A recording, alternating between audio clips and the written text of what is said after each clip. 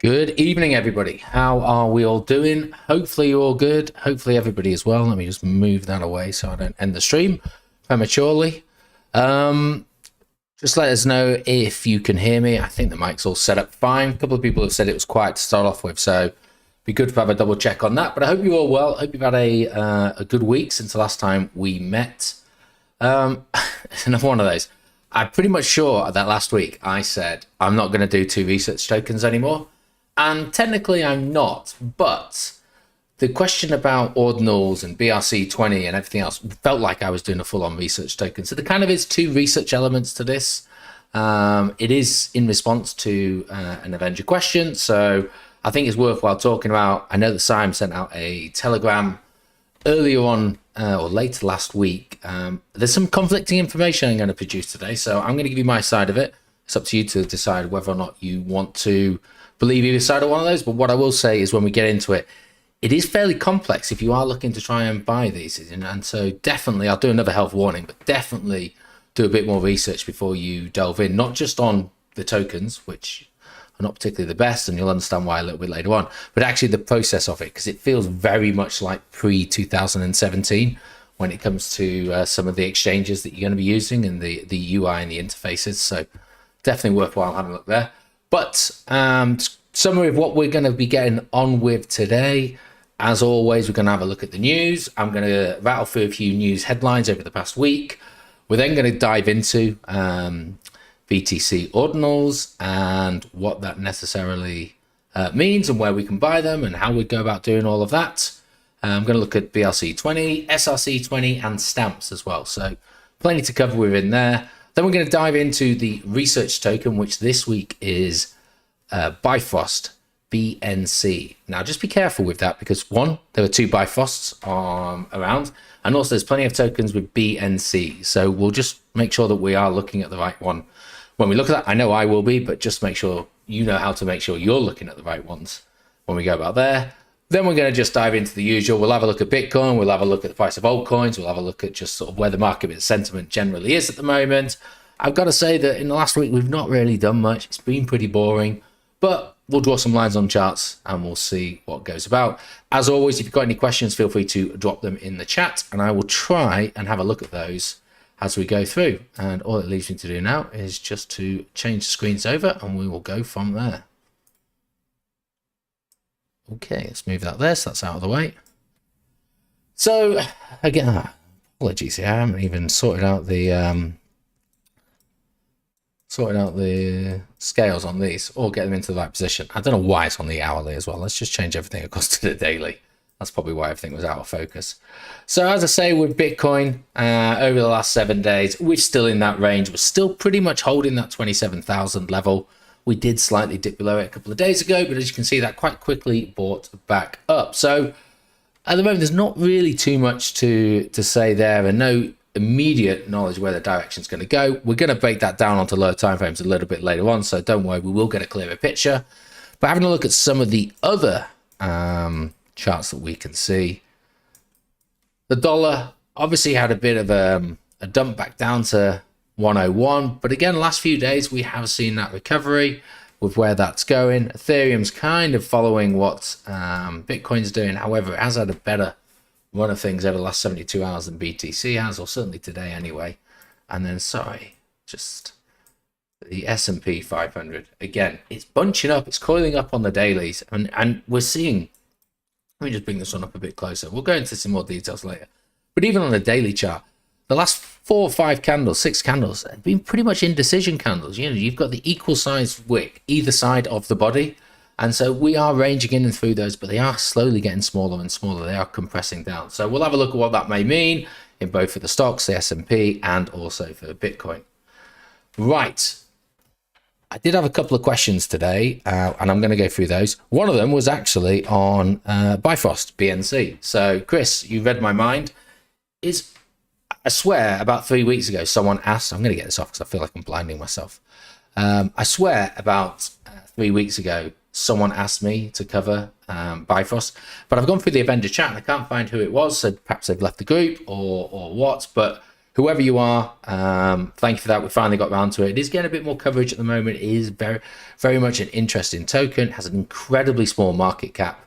And so there is a good potential here for a rise in the future, but we'll get into that a little bit later on. There was also a question there to have a look at Carver, which is another layer one, which we will have a look at when we go through some of the altcoins after that. Right, so let's just dive into some of the news. As I say, a lot of this has just been built up over the last week. But we're going to be talking about miners fees a little bit today and transaction fees. And I thought this one was fairly interesting. We know there's been a bit of a meme coin hype, and obviously the vast majority of these meme coins are on the Ethereum network. And so it kind of feels like we're back in 2021 with the state of the Ethereum fees.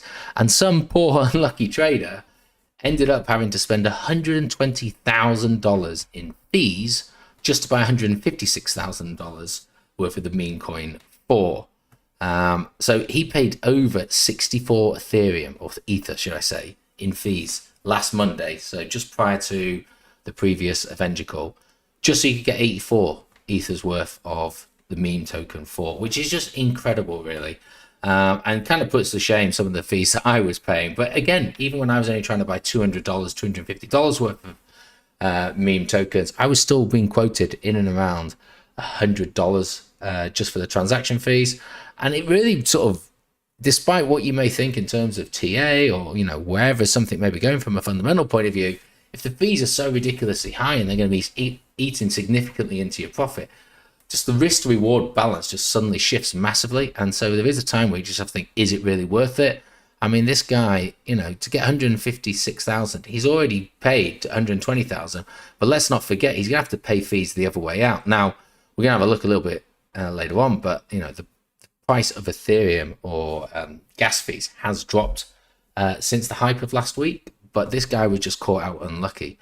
And it did remind me of something we all experienced back in sort of the late 21.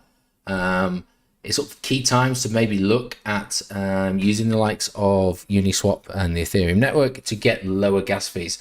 And the times you'll be looking at, I'm going to base this on UK time, so you'll have to do the calculations yourself if you're somewhere else, is in and around 1 a.m. to about 3 a.m. And then again, I think it's about 7 a.m. to 9 a.m., mainly because America's either asleep or busy. And so that's the sort of the ideal time where you will see a slight drop across on the average. Again, if it's high, it's not going to be a massive drop over that time, but you will be paying less than what you potentially had. But yeah, unlucky for this guy. Definitely caught up in meme failure. I have no idea if he even made a profit on that. I'm sure someone tracked that wallet and we could find that out. But if we have a look at gas fees, and we won't have a look at gas fees there because they need to be scrolled up. At the moment, we're sort of 64. I don't know how to say this. Gui, I don't know. Which is kind of the standard. But if we actually have a look at the history of where things are, and I'll zoom into this chart because you may not be able to see it very well. But you can kind of see the period we were talking about, sort of May 5th onwards, we were nearly 3 times what we're paying at the moment. And if you look at what the average is probably around about 20 over the last, I don't know, 12 months or so. And so we're actually looking at about nearly 7 times, 8 times the amount of that in just having to pay gas fees. So it really was a bit of a meme feature. And despite how you may feel about Ethereum, despite how positive you may feel about the merge and everything else that's gone with that, the move to proof of stake, they still have not resolved the transaction fee problem. I was going to go to crisis, I wouldn't necessarily do that. But again, that kind of calls into question, you know, why people are so determined to stick with Ethereum. There are a lot of other networks out there, a lot of other layer ones that their fees are, you know, not even just slightly cheaper, massively cheaper, you know, less than $1, less than a cent in some instances. But I think, you know, it's just such a well-known name, and just, we're going to actually talk about the token standards a little bit later on, but from what the token standards do, I just think that people just go to that and then just go, you know what, sod it, that's for the purchaser, and I suppose, and the seller, to have to worry about if they want to get involved with it. But you can actually scroll down, you just go into ycharts.com indicators, you can do gas fees for everything. I've actually got one for Bitcoin a little bit later on. You can kind of see the history over the last couple of months or so. But that period, May 5th, May 6th, 7th, 8th, and 9th, you know, 150, you know, 113 on the 11th, but it's still high at the beginning of May compared to where it was. And if we scroll down to April 1st, you know, the lowest I think we can see is about 24. So a huge difference. We're still fairly high. And some are saying that perhaps meme fever, meme mania, whatever you want to call it, actually isn't over yet. And I think maybe they're, you know, looking at the gas prices, maybe they're right. But yeah, we'll just have to see where that one goes. Moving on to the next article. Interesting one here, because I know people get a bit worked up about stable coins every so often, especially when they depeg. And the absolute mother of FUD has to be Tether. Don't get me wrong, they have definitely not helped themselves in all the years they've been around. Relatively vague or secretive in terms of their holdings and how the bank reserves and how it's backed one for one, etc., etc. But interestingly enough, only a few days ago, Tether report showed a $1.48 billion profit in Q1. It also showed that it held Bitcoin and physical gold reserves. So perhaps starting to quell some of those dogged FUD rumors that it's always had about where it's going. Still think it's got a long way to go to shake the FUD, but the fact that it is now able to provide evidence of, you know, profits, but also what they hold in their reserve, I think is positive. And the article goes on to sort of like explain where we are, but roughly 2% or $80 billion worth is held in Bitcoin. And around about that can't be right. Let me just sort this. Let me go through that one again. Tether held 1.5 billion of Bitcoin on its balance sheet, or about 2% of the 80 billion it has in reserves. I was going to say that seemed a bit crazy. And 3.4 billion of gold, or around about 4%. So we can see that that's where they're holding that there. So good to see. Whether or not they have been able to maximize a significant profit in that period, because we had the real depeg from their main competitor of USDC back in February. Maybe that saw the rise of that one there. But something to just maybe look forward and just consider whether, if they lose their peg, whether or not it's something to get truly nervous about. What I did find interesting is you have a look at BlackRock, and I saw this on time, but their net income profit over the same period was only 1.16 billion. So some made up, not even paper-based in magic internet money company has actually made a greater profit than BlackRock did over the same period, which is just crazy when you think about it. But maybe it's just the way the world is shifting now. I'm sure traditional finance won't see it that way, obviously. Moving on.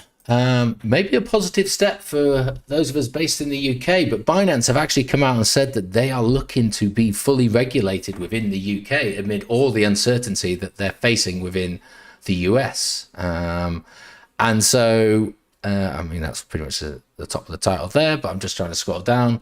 But during the Financial Times Crypto and Digital Assets Summit, which was held in London about 2 or 3 weeks ago, I think, Patrick Hillman, Binance Chief Strategic Officer, or Strategy Officer, should I say, said that in the past 6 months, it's been quite confusing in the United States. He added that the recent actions taken by the US Securities and Exchange Commission against rival exchange Coinbase for alleged violating security laws are an indication of how the US right now is in a strange place. He acknowledged it was very confusing, and then he said in a change of tone from his earlier statement that the current crackdown on crypto had been made difficult to do business in the United States. Binance had previously clashed with UK regulators over its failure to provide essential information about its business activities, which led to regulators to suggest the exchange was unregulatable. I don't know if that's a word.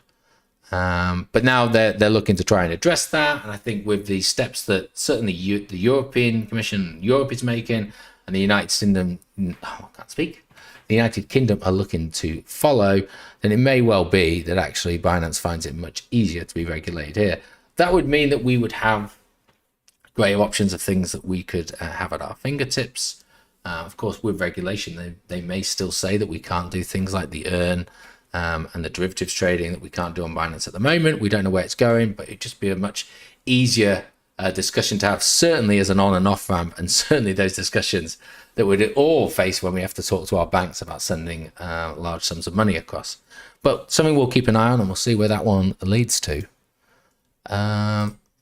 IRS, so not really trying to dwell on this one, but it is an FTX story. So obviously, those of you remember when FTX went under late last year, you know, it was the old classic thoughts and prayers from everybody, for all of the victims, all the retail traders that, have lost money. Then there was talk about recovery of some of these funds, and how actually some of the investors are actually going to see some of their funds returned. Well, you know what? The IRS has seen that actually there's quite a juicy amount that they could take back from them. So they have used legislation and sort of law that's within there to just jump to the front of the queue, surpass any other creditors, and they will try and claim 44 billion from FTX's bankruptcy, which I don't know how much was recoverable anyway, but it seems to suggest that is a fair chunk of it. So unfortunately, for those that still think they have some on FTX and was hoping to get anything back, I think it's a case now of you just have to wait and see what is left when the shark that is the IRS has taken a bite out of the bait. But yeah, unfortunate that one there. Now, the other news articles that I've got are kind of based on Ordinals and BTC, so I'm going to kind of leave that there and we'll move across. But I just check, make sure there's no questions or comments. Anyone's got anything on the news or something they want to add, let me know whilst I quickly have a drink. Otherwise, we'll move across.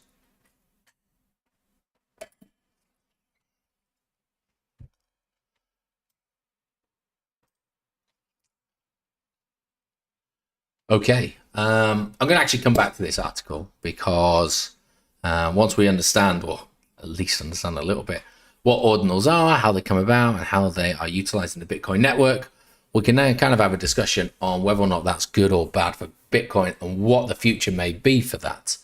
Now, oops, I was obviously scrolling down. Ordinals, the Bitcoin ordinals, I should say, are different to BRC20, SRC20, and stamp. So the four things, although they may sound fairly similar, they are actually all, they're not even slightly different, they are all different. So that's why I'm going to take a little bit of time to go through all four of them. I can't remember who in Discord asked for this. I will open it up and just check. Promise I'm not stalling. It'll take me long to find it.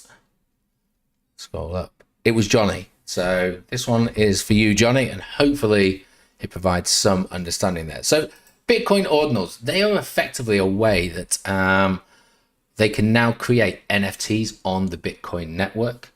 Now, how this came about was, well, when we think about Bitcoin, all we do really is we talk about Bitcoin's price, we talk about how it's moving, we make speculations on it, we talk about the amount of Bitcoins we'd like to hold, whatever.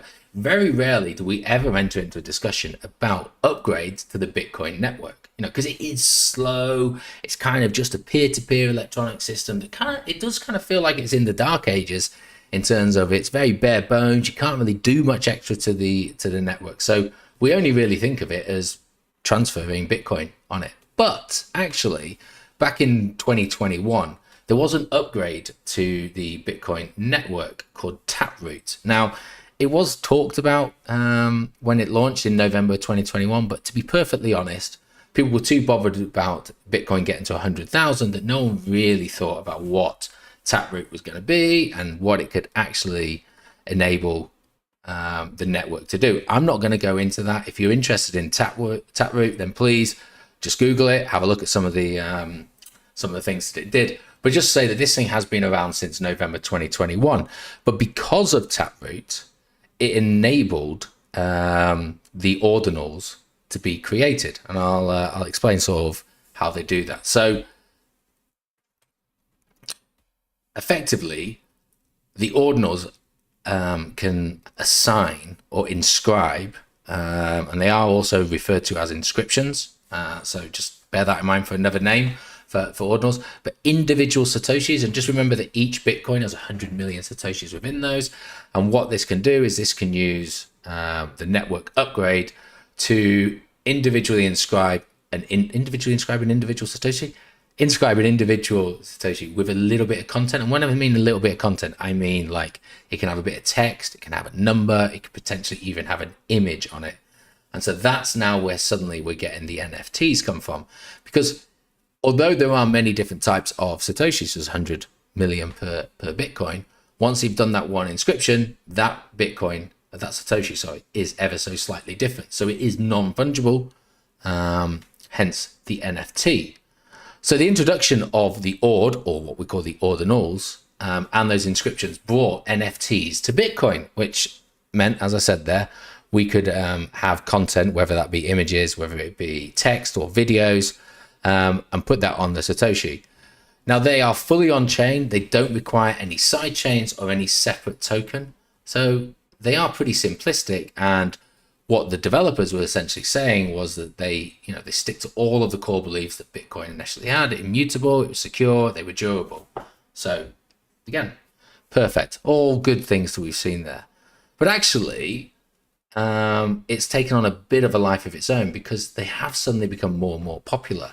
And what's become popular with those is they are taking up transactions, or they are increasing the transaction fees on the Bitcoin network. So for those of us, you and I, who just want to send Bitcoin, we are now having to pay way above and beyond what we normally would, because there's so many of these transactions taking place because people are actually using it as an active marketplace. And that goes to the same for when we talk about BRC20 tokens as well. And so that is putting the price up. So you get Bitcoin Maxis who are very anti this. And we'll have a look at potentially some of the solutions that they want to bring in. But those who are pro it, they think that it's bringing an additional use case to Bitcoin. It's beginning to, what's the term I'm probably looking for? I was going to say credibility, but at the end of the day, we're talking about NFTs and memes. So potentially not credible is the word I'm looking for. But that use case, I think I'm going to have to stick with that, means that we might actually bring people who wouldn't really use Bitcoin from a day-to-day transaction to actually start to think about using it.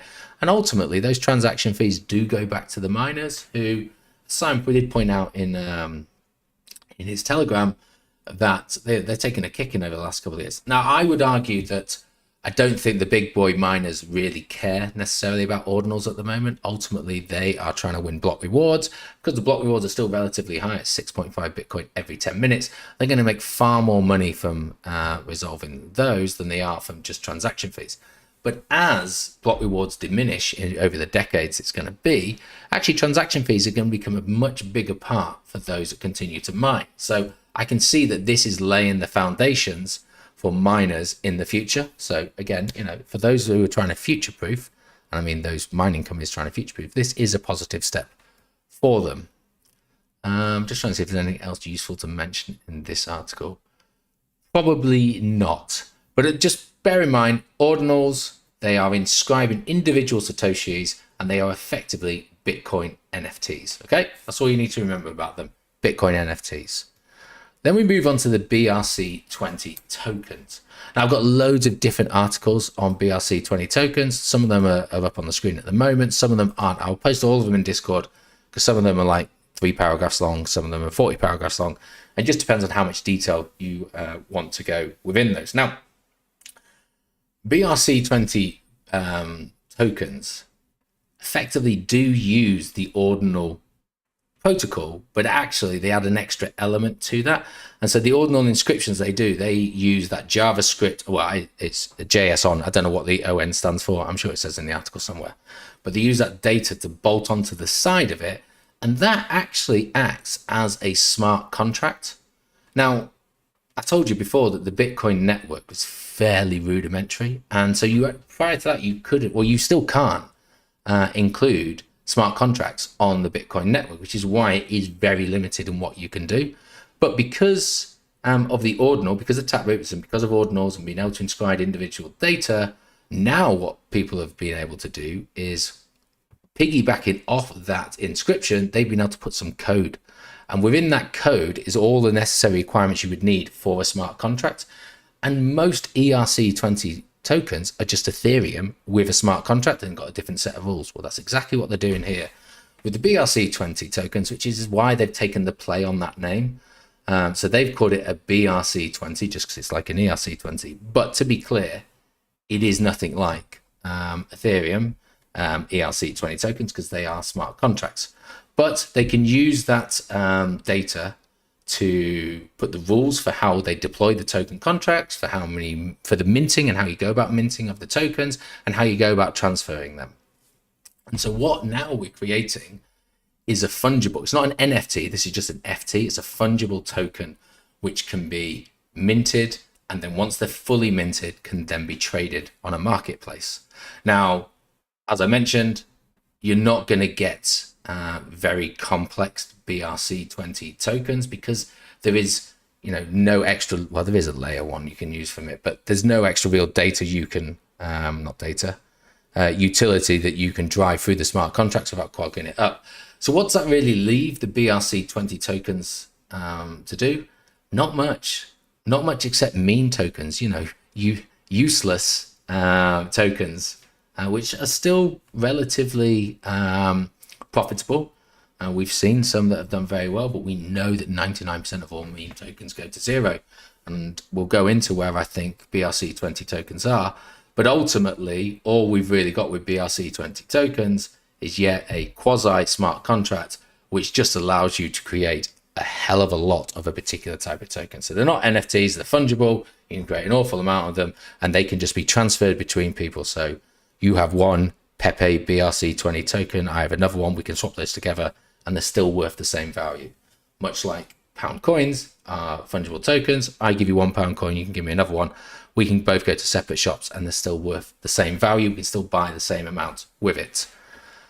And so, the article does go into sort of where we can buy them from, which we'll have a look a little bit later on, what we think the outlook of it is, and where they are. I'm sure in one of these articles, it might be this one.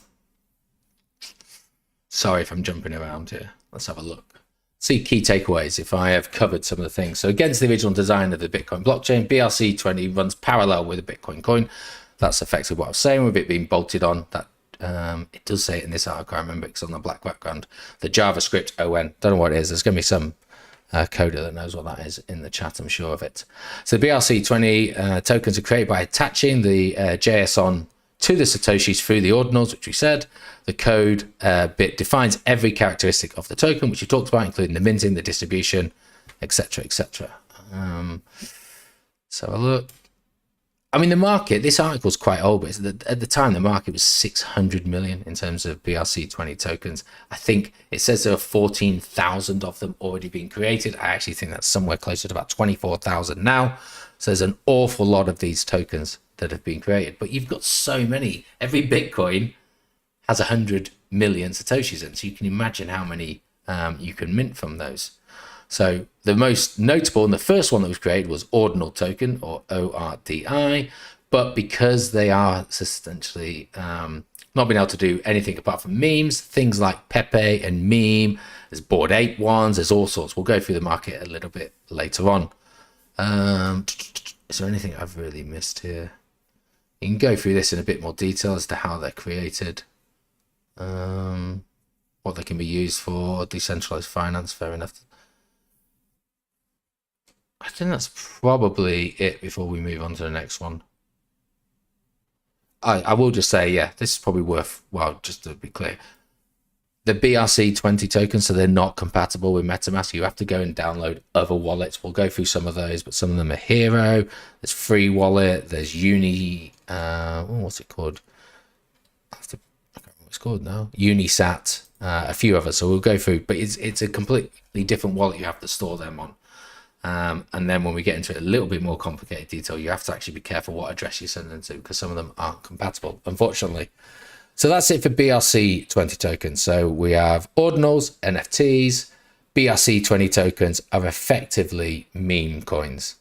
Now, Simon did mention in his Telegram about, just need to find it, where he talked about, I'm trying to remember what the term he used, purgeable, pruned, that was it.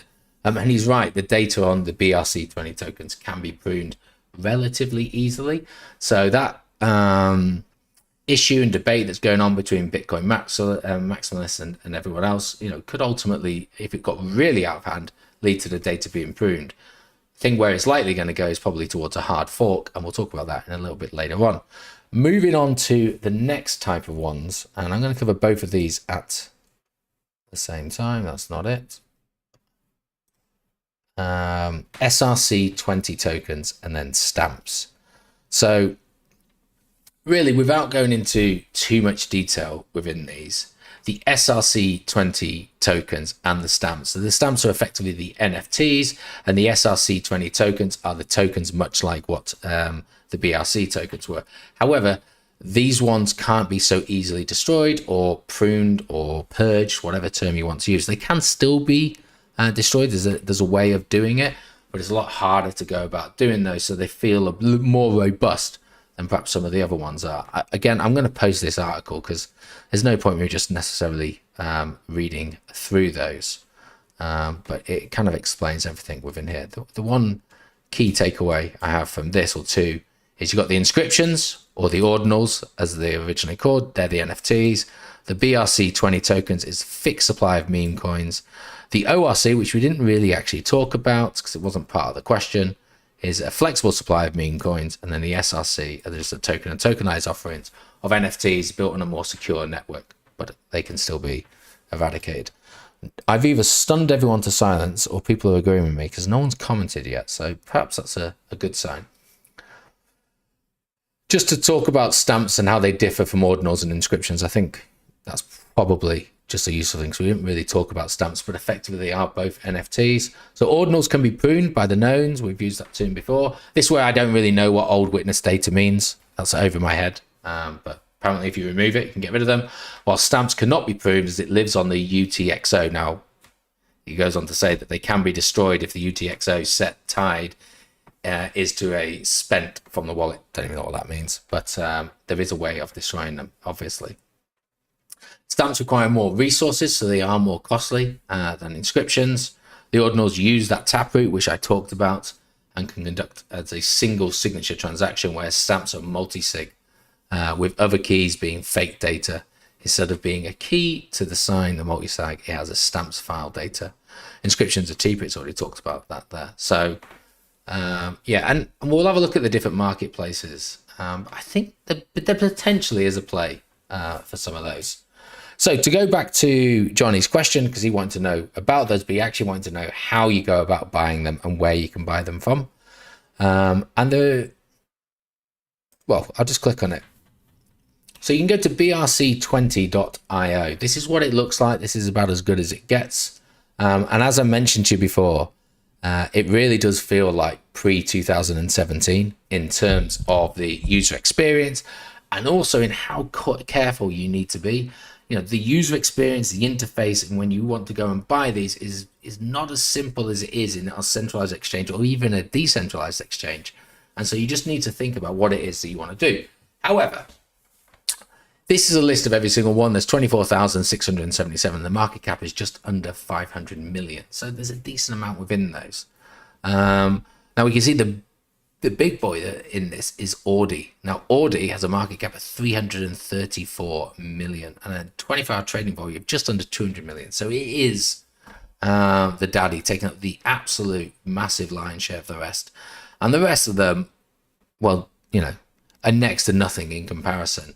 But we can see that we very quickly fall out of the millions into the hundreds of thousands, the tens of thousands, and then no price action. And it's just pages upon pages of just no price action within there.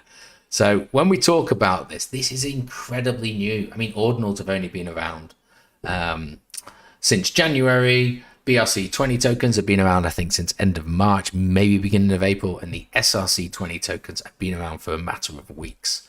So we are incredibly early within this. I'm sure the UI will change and the way you go about buying these will change. I will say that some of the big BRC20 tokens actually are finding their way onto centralized exchanges, such as Gate.io, Audi being one of those.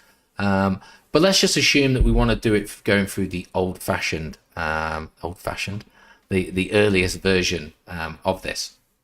There's a couple of things that you need to understand, actually, because we've got the name of it, we've got the price, it's fine. We know things like 24-hour percentage, market cap, volume, and supply, circulating supply. There's this one here, minted. So what's it mean by minted? Well, minted, if it's at 100%, it means you can't mint them directly. You're now going to have to go off and buy them either off an exchange or effectively OTC of someone else. But if it's not 100% minted, you can actually mint it directly and effectively create your own BRC20 token of whatever that particular name and brand is. And that just goes directly within your wallet. So let's try and run that example with one. I'm sure I had a better looking website, which I was faxing this on earlier, but it's not there. So we're gonna have to try it with this one. I'm hoping to find one that isn't close to 100%. And there were some, but these ones are all looking pretty close to it, unfortunately. Let's just have a look at some of these other ones. I will come back to that if it's not that one. It must have been that one. All right, we'll have to come back to it. So let's find one that has 99.95, the BSV. This isn't the website. What was I on? Apologies, guys. I'm trying. I know what I was on. I have to change my browser. I can't open Unisat for whatever reason on my Google Chrome. So I've just gone to Brave and I've opened it up here.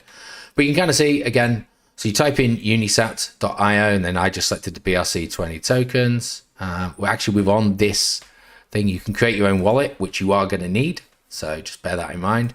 You can inscribe your own. So you can create your own NFT if you wanted to, or you can purchase BRC20 tokens. And there is a marketplace.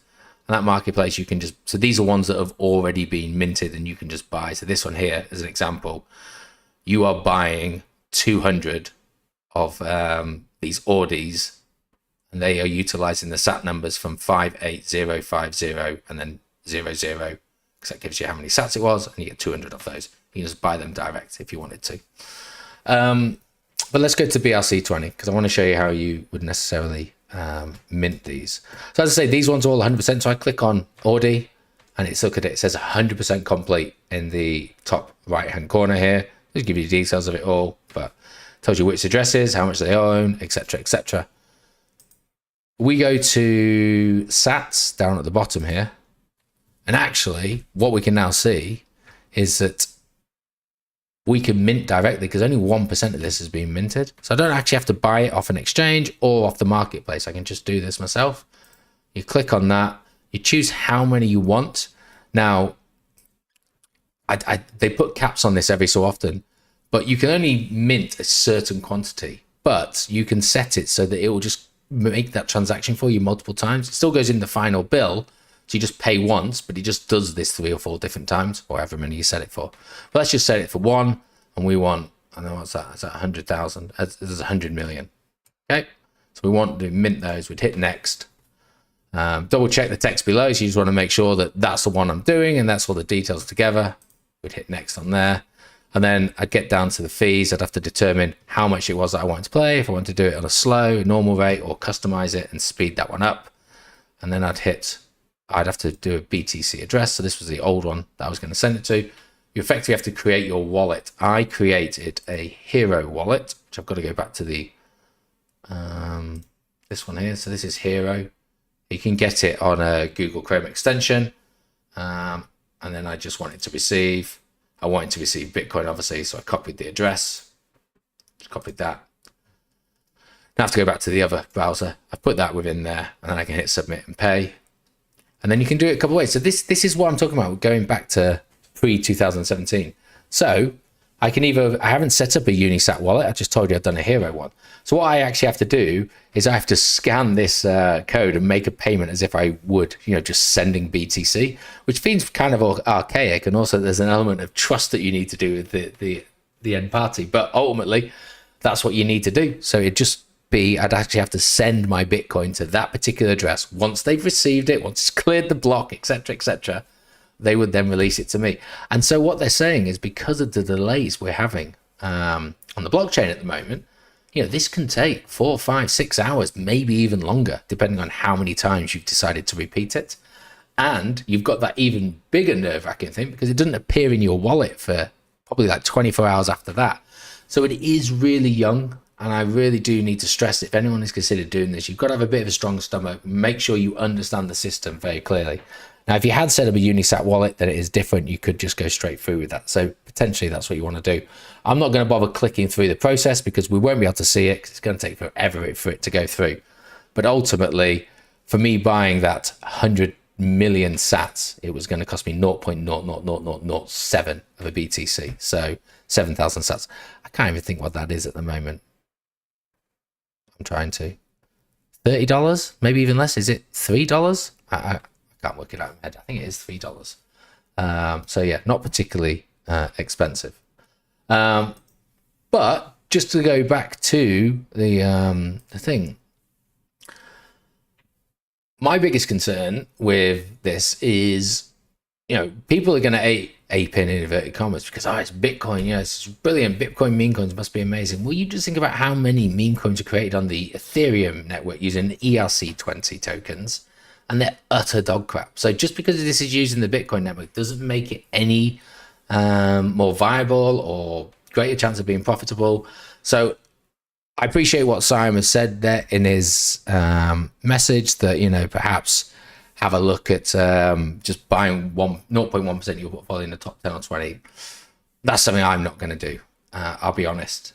I just don't see that as a good way of spending my money. I would look at the ones that are there, look at sort of where the market is, where the volume is, see if there's anything that's actually willing to drive those transactions and bring you some sort of return in the future. But the absolute vast majority of these are going to die. They're just utilizing names that are popular. Audi, Meme, Punk, Pepe.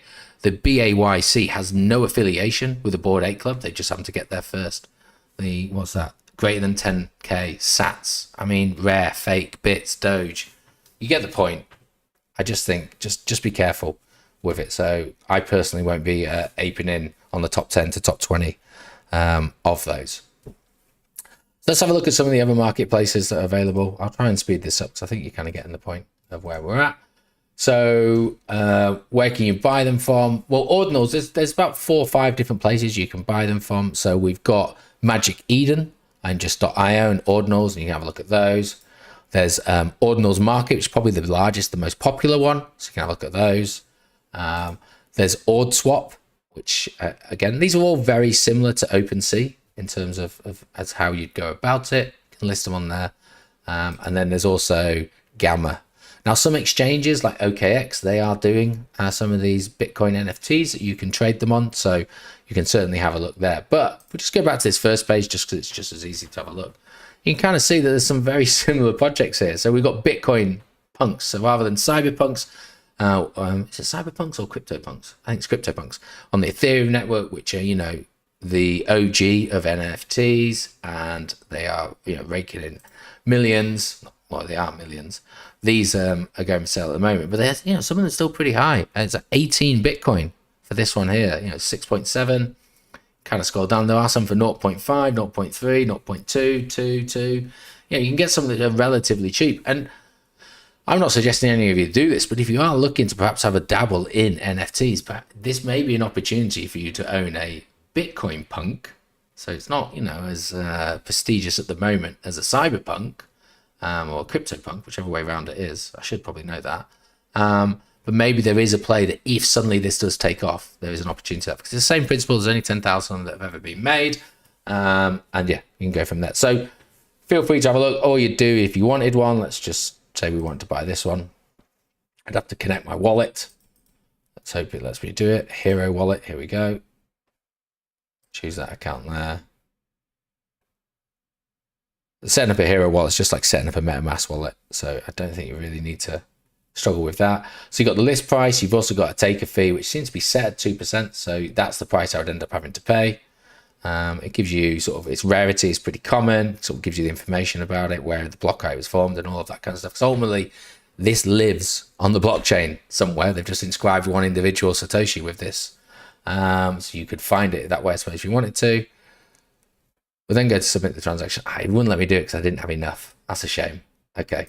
I was hoping it's going to at least let me take me through the process and reject it, but it hasn't. So yeah, we'll just have to, just trust me, you just go through that, and it kind of looks very similar to what we've done in the past. But there are other ones than just that. I mean, there's plenty of different types that are out here. I think there's the penguin ones as well. Now, because of, I can't remember how much it's, I think it's like 6 kilobytes is all it's allowed to be. So there isn't like really clever and detailed artworks that you can get within those, but they are what they are within there. They all have their uniqueness that you can have a look at, and then if you're really into it, you're obviously trying to find the things that are not particularly common, that have some element of rarity to them, so that you can actually look to sell that later on in the future. As I say, I've not gone through this process, so you just have to.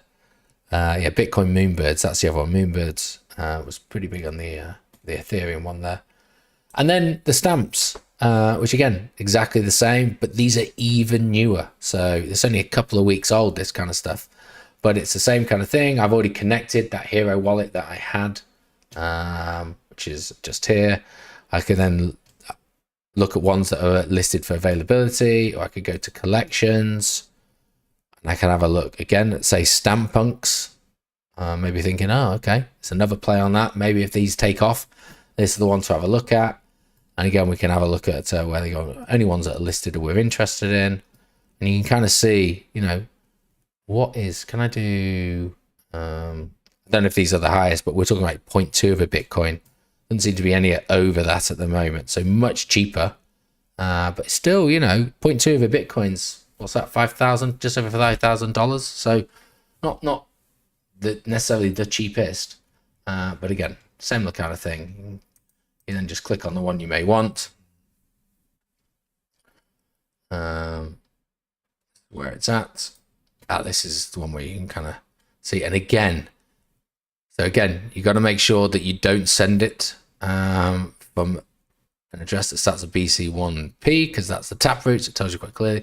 But again, it's that archaic thing where I have to send my Bitcoin, take forever to get there. The guy says that he's got it, and then he sends me that there. So there's definitely a big element of trust there. I don't really know how that's managed, and if there's held in escrow or whatever, no idea, because I didn't get time to really look into that. But it is that archaic thing of I have to find that address, I have to send it to him from my wallet, and then a few days later it will appear. So definitely an interesting way. There's a new marketplace within that. For me, the BRC, Ryan's put, are the same BRC artworks listed on different sites? Yes, they are. They're all of those, because they're all on the blockchain, just those sites are just portals to have a look at those. So if I was to buy one off Magic Eden, and I didn't relist it, it would disappear, or it wouldn't be listed in the ones still for sale. So yeah, that's how it's done. Much like, I'm trying to think of competitors to OpenSea at the moment. My mind's gone utterly blank. But yeah, that's just how it works. I lost my train of thought. What I was going to say. Yeah, just in terms of, I think it is a positive step forward. But this is the problem that the Maximalists are talking about, is people are now saying that actually what we're doing is we're clogging up the Bitwork network, which was relatively pure. Yes, Ryan, in theory, you could buy on one and sell on the other if you want, and see if you get some arbitrage. You could just have it listed. And I don't know if it lists on all of them, or you have to just list them on separately, as I've not gone through that process. But yeah, obviously it's on the blockchain, so it'll keep a record of who's bought it and which address and which wallet it's been to. So you just flipping it around between wallets, you may get found out if you're trying to inflate the price. But anyway, so going back to this, the problem that people are now saying is that effectively all Taproot actually did was, yes, it gave the capability for Bitcoin to be used for something other than that, but all it's really proven it to be used for at the moment is NFT and meme coins. And now we're clogging up the network, and it massively increasing the fees, which is making it less palatable for those that just want to use it for the purest of forms. And what they're saying is that this is kind of how the Ethereum network was 3-4 years ago when this first sort of came into the scene there. And so what is the opportunity to rectify this? I don't know. Goes into here somewhere, but effectively, a fork. So they're talking about whether or not it's going to split the network, and if it does, then we have to create another fork. Nobody really wants to do that, but we could find that actually there's a Bitcoin Ordinals fork, which basically it's just going to, if you ever want to do it, that's the route it goes down. They leave Bitcoin for as pure as it's going to be. So they're certainly looking to do that. And if we just have a look at, this is the average Bitcoin transaction fee. So you can see it was, $1 basically for years, and then $33 only a matter of days ago. So basically when SRCs came out and stamps, the popularity of BRC20 tokens climbing up and up and up, then the and yeah, it spiked. It started to reset back down, but we're still talking yesterday, $4.6 just for a transaction, which is crazy. We're talking $2, $1, less than $1, and not even a month ago. So you can see why some people are getting a bit upset with that. Anyway, that's kind of my take on that. It's just something I'm watching. I'm looking to get into a couple of NFTs, and I'm thinking maybe I can't afford to get Cyberpunk or a Bored Ape, so maybe I look at just taking the bigger risk, doing it on on an ordinal or on a stamp. So if I do, I'll let you know, and we'll see how it goes. But the floor of some of those stamps are less than $1,000. So for a stamp punk. So yeah, maybe that's something that I look at. Anyway, that's Ordinals, BRC20, SRC20, and stamps. If anyone's got any questions, then feel free to let me know. A lot to take in there. I appreciate that. So I'll put all of the articles. And if you're interested, then just give them a read. Trust me, it's going to be needed, and it's also going to be needed to watch people that have actually gone through this process of transferring the wallets, making sure you got the right address, because it's a different Bitcoin address than perhaps you're probably used to, and you didn't realize it, all that kind of stuff. But yeah. Okay, I'm going to have a quick swig of water, and then we'll move on to the research token. Whilst we're doing that, anyone in the chat have a good look at the thumbnail for this video, and what is the link in the thumbnail to our research token? I mean, I'm not going to send you any money, but kudos for you.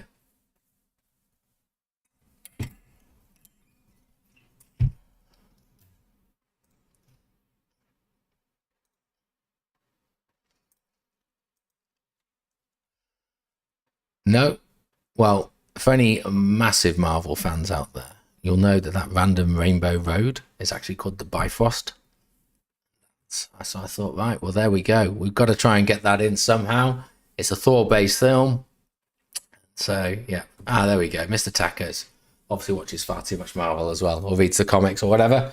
So that was a tenuous link. And I thought Thordinals, it kind of worked with the spelling.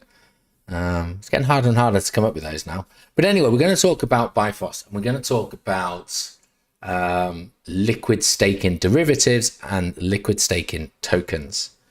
So what is Bifost? Why is it being talked about? Why was I asked about it? And where do I see it going? So Bifost is a platform to do cross-chain liquid staking.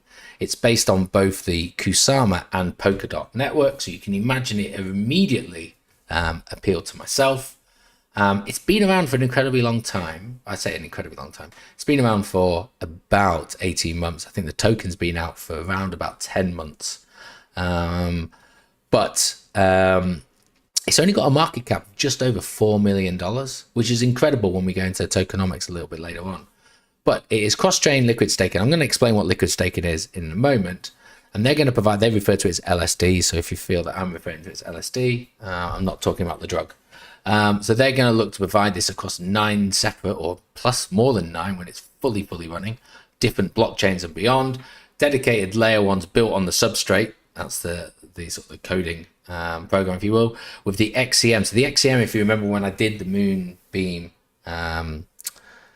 video, that's kind of the language that it uses to talk to other networks. So that's for the cross-chain staking.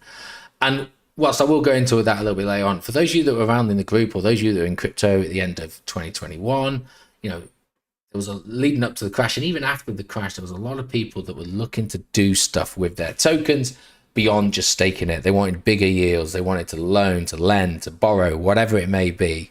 But if you wanted to move from, say, you know what, I'm bored of doing it on Abracadabra, so I need to get my AVAX off that, and I want to go and do something now on Tombstone, or what was it, Phantom, or whatever. It was a bit of a ball ache, because you had to then take from that, you had to bridge it across from AVAX, turn it into whatever it needed to be in, if it was going to be a stable coin, if it's going to be the actual token itself, but it was on the wrong network. Then you had to bridge it across, more costs there, and then you have to get to the final network that you want it to be before you then move it to the platform.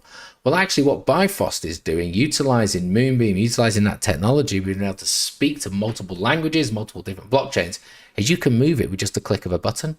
So if you are still interested in doing staking and lending and all of that kind of derivatives trading, etc., with what you've borrowed, then you don't have to go through the process. If you want to just chop and change between different blockchains, you can just do it through this platform here. So pretty interesting. But what is liquid staking? Why is it important? And why have I not scrolled all the way to the top? Because I was looking for Rocket Pool. So why is liquid staking suddenly a thing? Well, liquid staking is an opportunity for people to maximize their tokens, to sort of seek out other opportunities to make money. Now, obviously staking is for proof of stake networks, and what you're doing there is you're providing your tokens, which has been added to the network to provide that additional security. But in the past, those tokens were locked up, and yes, they were used by validators to validate the transactions, provide the security, and you were paid a yield, relatively small, depending on where it was. Ethereum used to be about 5%. I think at the moment it's actually around about 8%. But you were just paid for that. But you couldn't do anything else with your tokens. They were just locked up, and they had typically lock-up periods. Now, for Ethereum, we didn't even have an unlock period until the latest Shapella upgrade. But even if you look at DOT, that's a 28-day unlock. So, yeah. And that kind of limited your ability to utilize that. It was tied up, and you couldn't do anything more with it. But what liquid staking does actually is you can still stake your token, but whilst it's being staked, you are given a representative token to an equal value, which you then can go on and use in other ecosystems to carry out lending or borrowing or derivatives trading or whatever it is that it may be.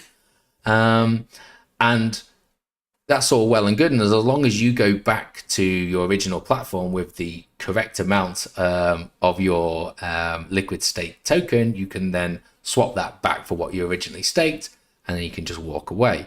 So don't get me wrong, it's not free money that you can just go and spank and lose, because if you lose it, you're not going to be able to unstake what you've had. So, there are still those risks that come with that. Now, one of the biggest ones you may or may not have heard of is Lido Finance.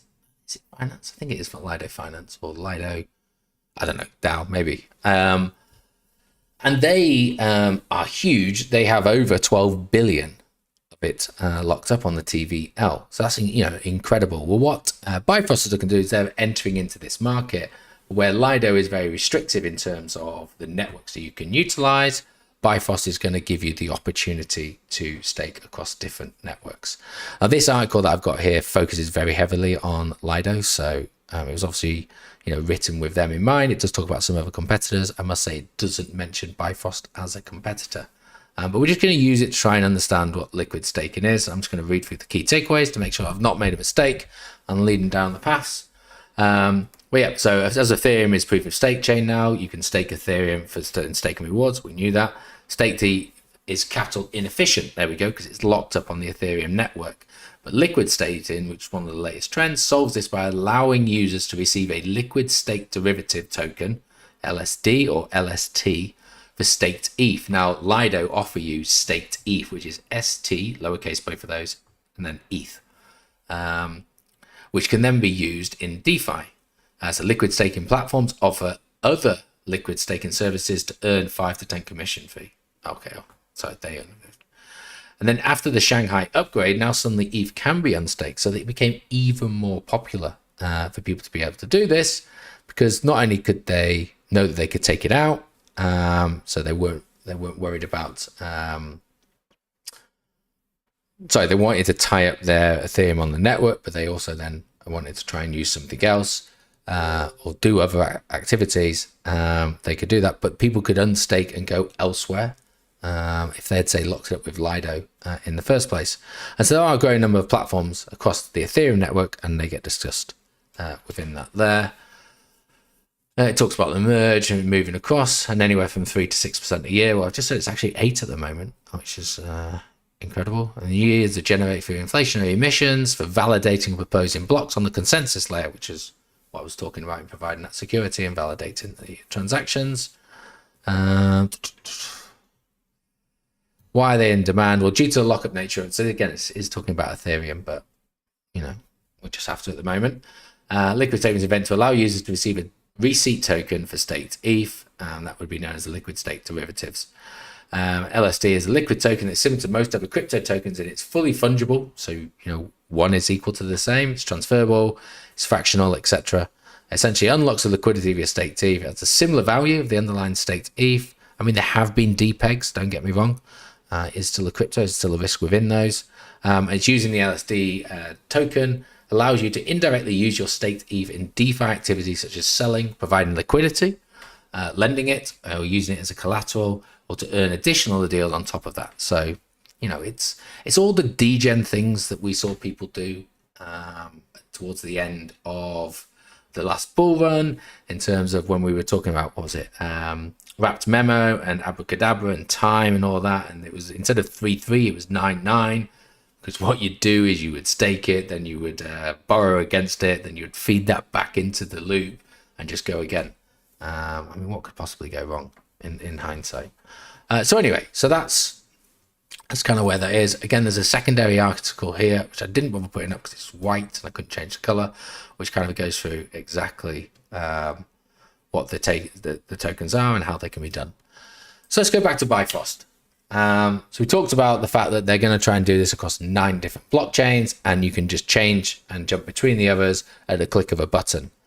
At the moment, they've only got about $32 or $31 million worth of tokens under management, if you will. But that's spread across about 84,000 addresses. So what are we talking about? Well, we've got, at the moment, we've got Moonriver, we've got Moonbeam, we've got Polkadot, we've got Kusama, we've got Ethereum, the big boy. We've also got BNC. And actually, I don't know why it's not on here, we've also got Filecoin. We'll have a look at the roadmap later, but there is Aster, there is Cosmos or Atom that's coming as well within this year. So there's an awful lot that's bringing. So, they're building up those 9 blockchains that we're talking about. And when we go into DeFi Llama a little bit, you can kind of see where Bifost sits coming against others. The other thing that you can do is, if you happen to contribute to any of the crowd loans for either the Polkadot or the Kusama parachains, then you can actually take out some of that collateral that you did and then start using that elsewhere. So you can contribute your locked up tokens, in inverted commas, get something out free and those in. Now, bearing in mind that if you, for a new parachain that starts, that's a 2-year, 96-week lockup.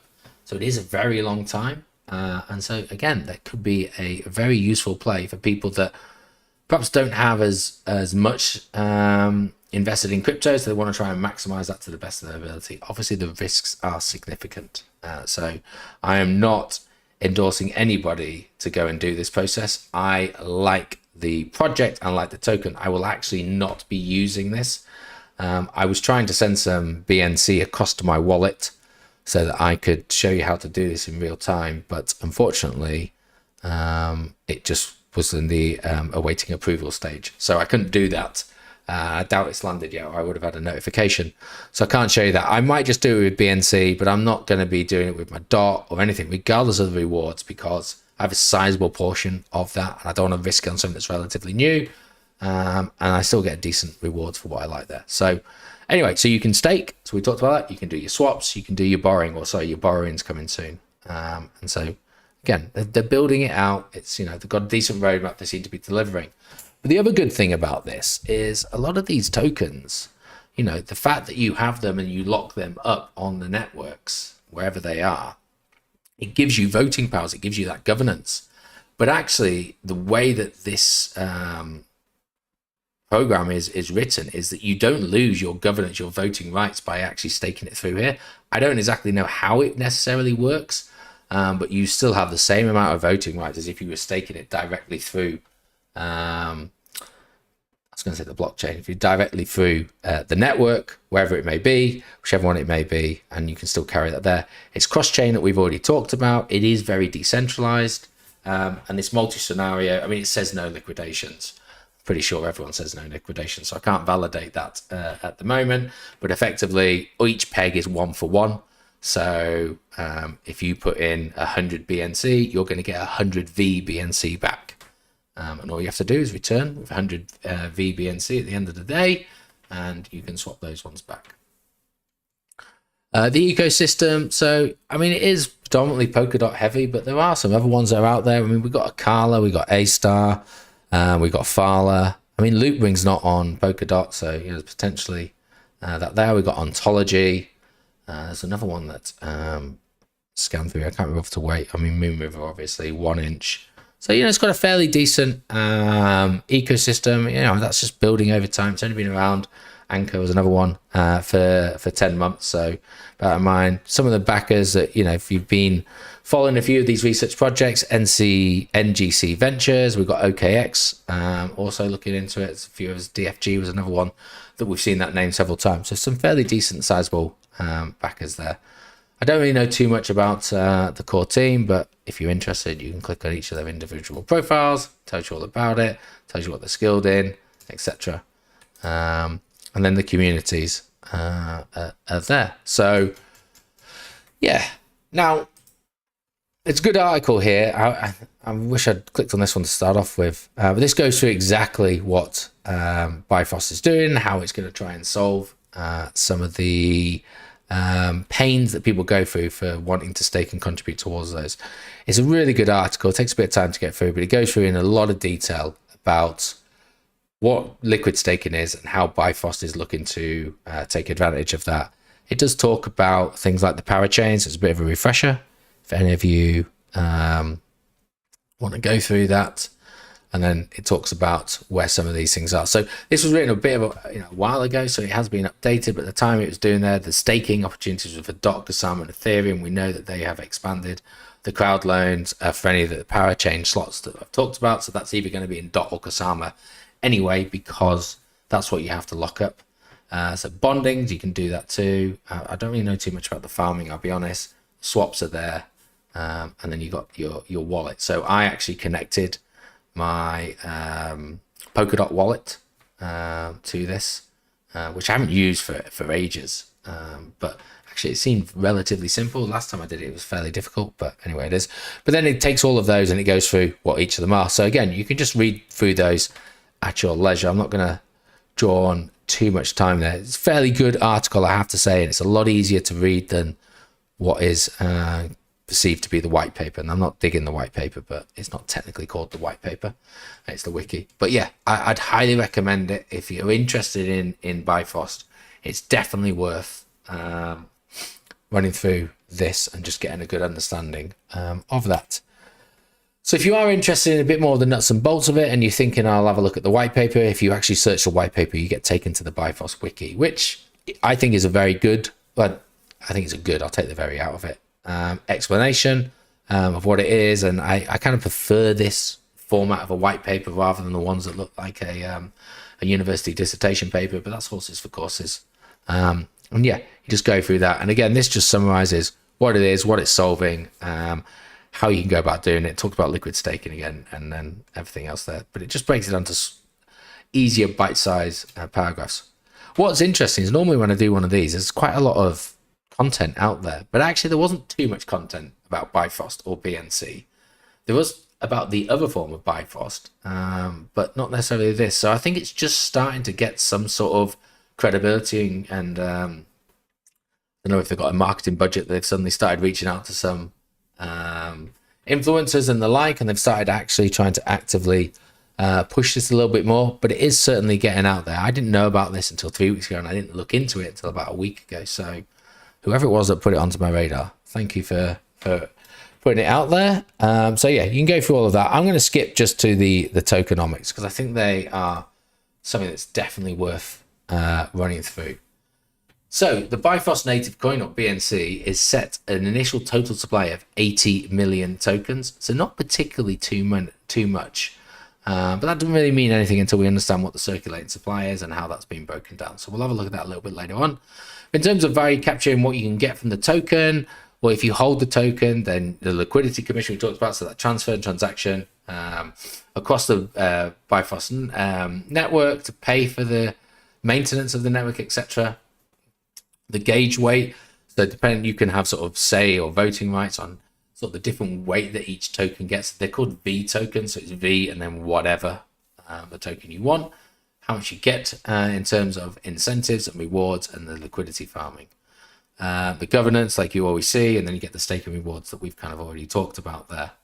In terms of the distribution, I think this is where it's actually quite interesting, because if these numbers are correct, that 18 million tokens is significantly less. So we've got ecosystem, that's 50% of it, 40 million tokens. Vesting, they are locked for governance. Locked. No unlock. That's 40 million just taken out of the equation straight away.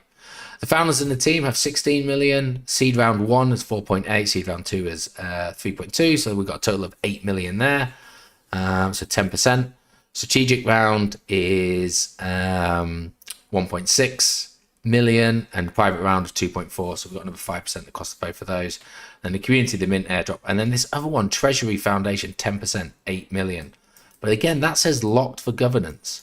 So if those figures are to be believed, we've got 60% of this token, which is 48 million of those 80 million, that are locked and not to be used. Now, I do have to caveat this. I need to understand this a lot better, because it doesn't explain it in the white paper, if you will, how that locked for governance is and why they are not to be moved. So I want to thoroughly research that. But just going off those figures, we actually are only going to get 40% of this token ever locked.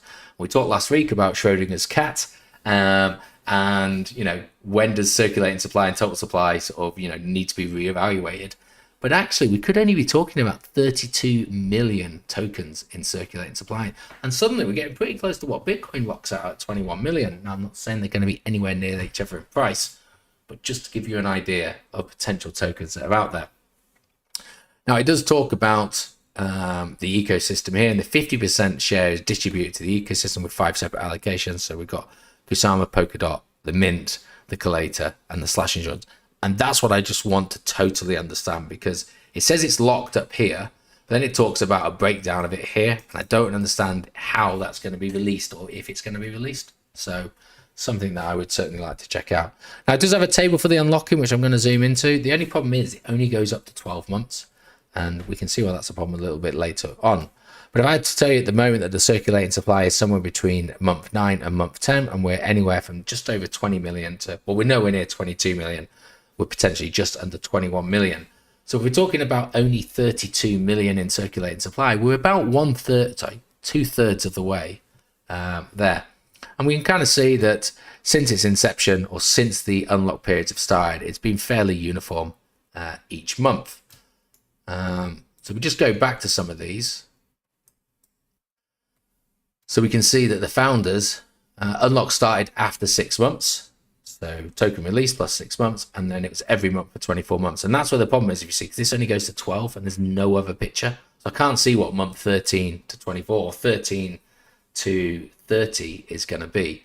But I'm going to try and do a bit more research on that.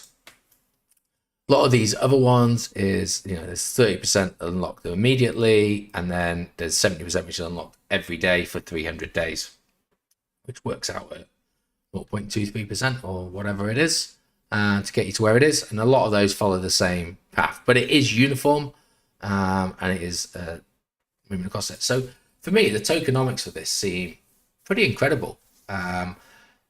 Even at 80 million tokens, that's not too many.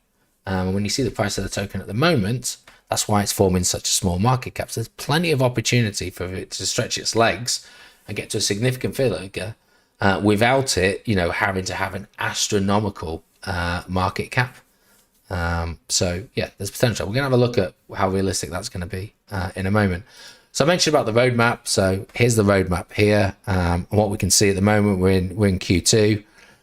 So we've got some tokenomics upgrades that are ongoing at the moment. To be interesting to see how that comes out. Maybe we get a bit more information. Maybe that changes our view on it a little bit. But then we've got listing of Fala and Astar. So that's interesting to come along where we're going there.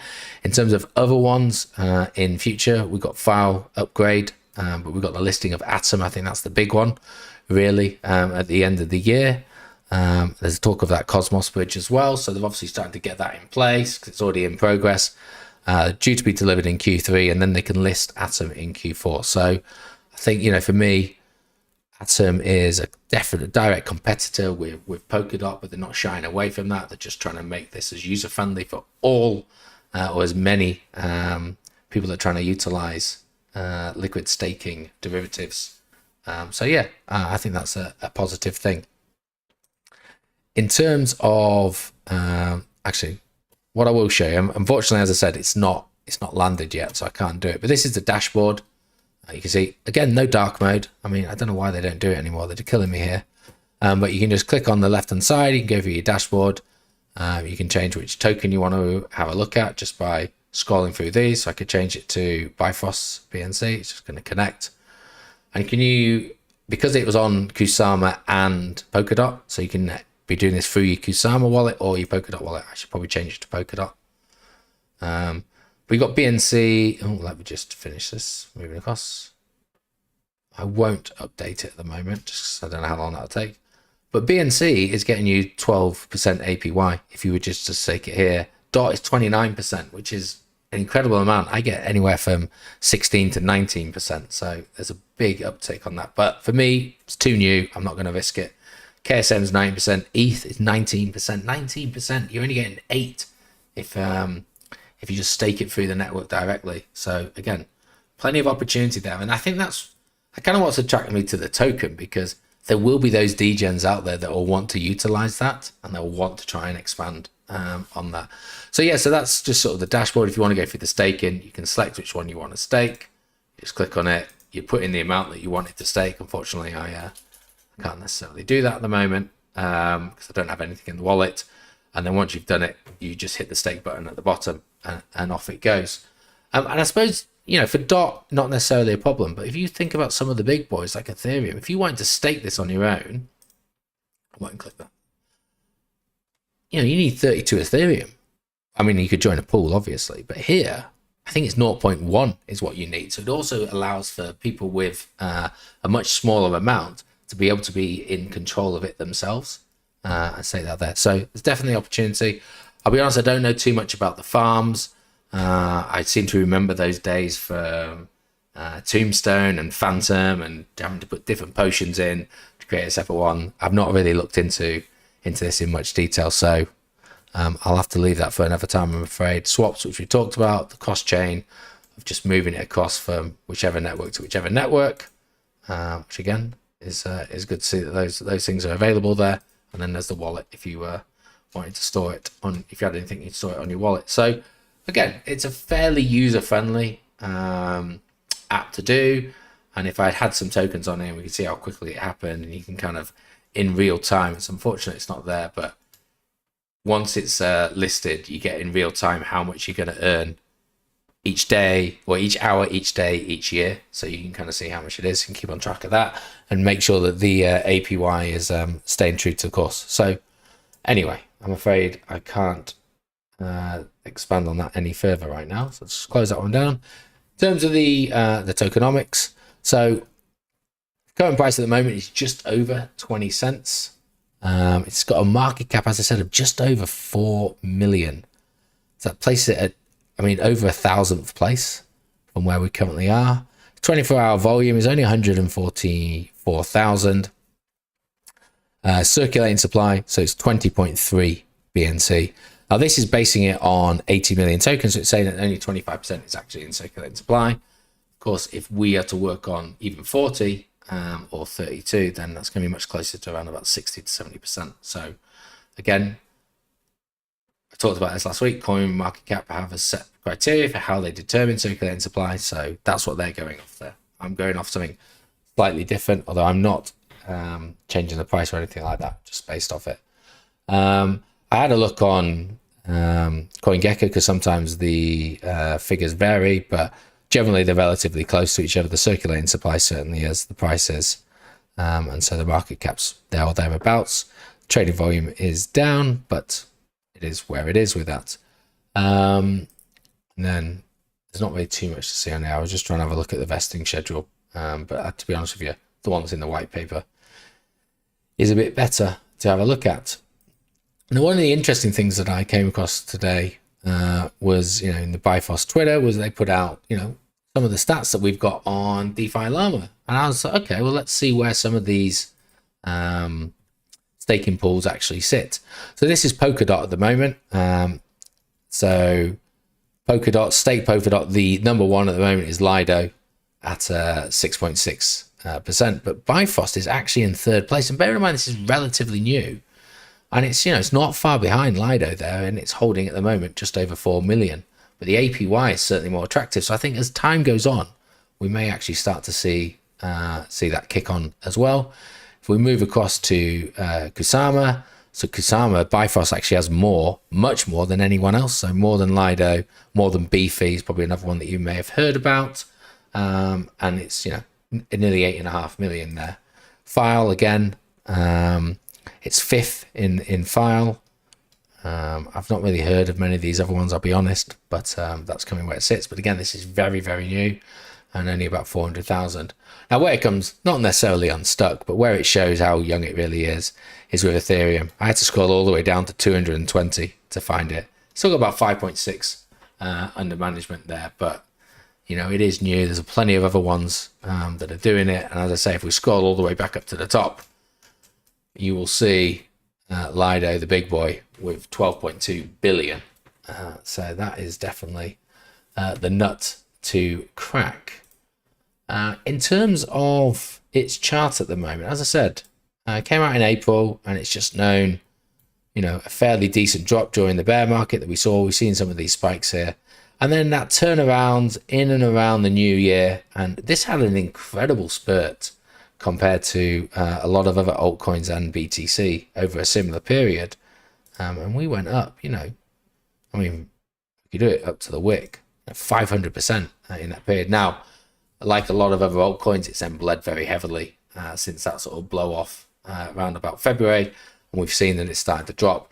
And to be honest with you, last week it got mentioned by Market Mobster and the price exploded again, but it started to pull back. And so, we can have a look and see at some levels here. And if we just draw, a couple of rectangles, there seems to be certainly a level. I've got to sort that color out. Apologies. Kind of in and around there. So, round about 13.5 cents. Kind of sitting on a level as well at the moment, round about here. So no surprise that it turned around there, I suppose, because you can see that price action. And then some of the other ones that we may be looking at, certainly be this one at the moment, be where that one goes. So again, maybe up to around about 37 cents. But if we throw a fib on it and just see how this has moved, I'll just take it from body to body. I'm gonna have to take these off, or at least change the colors. Let me just quickly change them to the first thing I can. Apologies. I'll have a look at any questions in a moment, sorry. Okay, still pretty messy, but actually these fib levels seem to have worked quite nicely in terms of where it's gone and where it hasn't. I'm just wondering if I did it wick to wick. Let's have a look what happens. Still works pretty well, to be fair.